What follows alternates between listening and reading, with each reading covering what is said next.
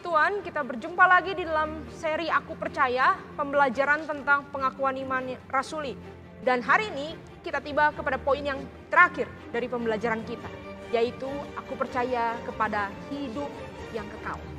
Kita sudah bicara soal kebangkitan tubuh minggu lalu, dan hari ini kita akan bicara soal hidup yang kekal. Mari kita membuka terlebih dahulu Injil Yohanes, pasal yang ketiga, ayat yang ke-16. Injil Yohanes, pasal yang ketiga, ayat 16, saya bacakan bagi kita semua. Karena begitu besar kasih Allah akan dunia ini, sehingga ia telah mengaruniakan anaknya yang tunggal, supaya setiap orang yang percaya kepadanya tidak binasa, melainkan beroleh hidup yang kekal. Apa arti hidup yang kekal? Saudara, arti hidup yang kekal, saudara, kalau ditinjau dari segi waktu, itu artinya adalah hidup selama-lamanya. Maksudnya apa? Nggak akan mati, saudara, nggak akan mati. Saudara, seringkali kita kalau di dalam acara ulang tahun ya, kita suka nyanyi lagu panjang umurnya ya, panjang umurnya. Kalau kita anak-anak kecil ataupun remaja, kita nyanyi panjang umurnya, oh kita senang, saudara. Tapi kalau kita sudah tua sekali, saudara, saya sering mendengar jemaat itu kalau udah umurnya itu sangat lanjut sekali, seringkali ditanyain pokok doanya, saudara, bahkan pada waktu ulang tahun itu apa? Supaya cepat-cepat pulang, cepat-cepat bisa pulang. Saudara, kita tahu bahwa tubuh kita yang kita tinggali ini adalah tubuh yang rapuh, tubuh yang fana, tubuh yang bisa rusak. Minggu lalu kita sudah belajar itu. Jadi kalau panjang umurnya di dalam tubuh yang fana ini, itu lama-lama nggak enak, saudara. Kalau panjang umurnya nggak mati-mati gitu ya, di dalam tubuh yang fana ini, itu nggak enak. Tapi Tuhan menjanjikan kepada kita tubuh yang baru, yaitu kebangkitan tubuh, tubuh kemuliaan. Nah, tubuh kemuliaan ini dimiliki orang-orang yang hidup kekal bersama-sama dengan Tuhan. Nah, saudara, ketika kita sudah mati, ya, ketika kita sudah mati, memang pada akhirnya jiwa kita itu tidak pernah mati. Ketika kita mati, hanya badan kita yang mati, raga kita yang mati. Tapi jiwa kita, roh kita itu tidak mati. Alkitab mengatakan roh manusia itu kembali kepada penciptanya.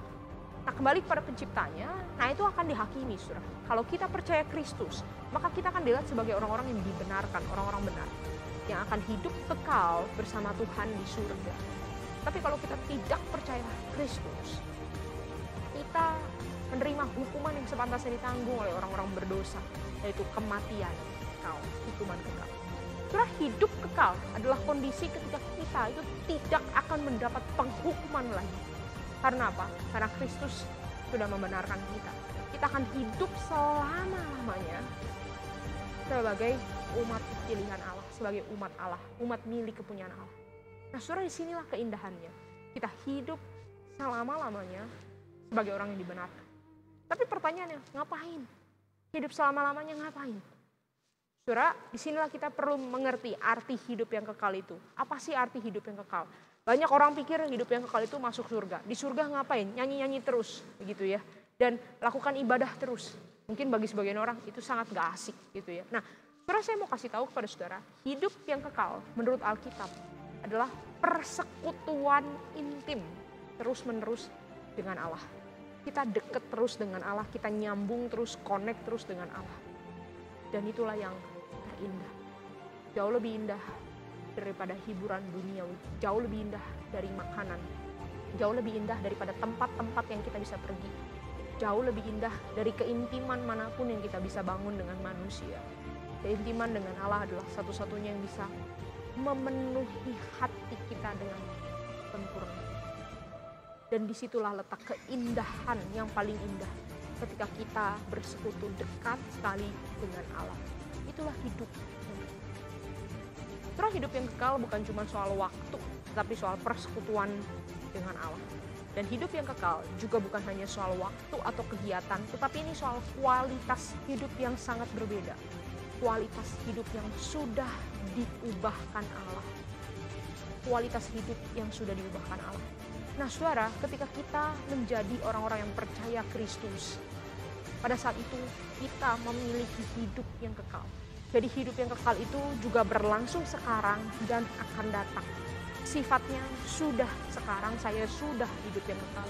Tapi nanti saya juga akan terus mengalami hidup yang kekal. Hidup yang kekal di masa sekarang artinya apa?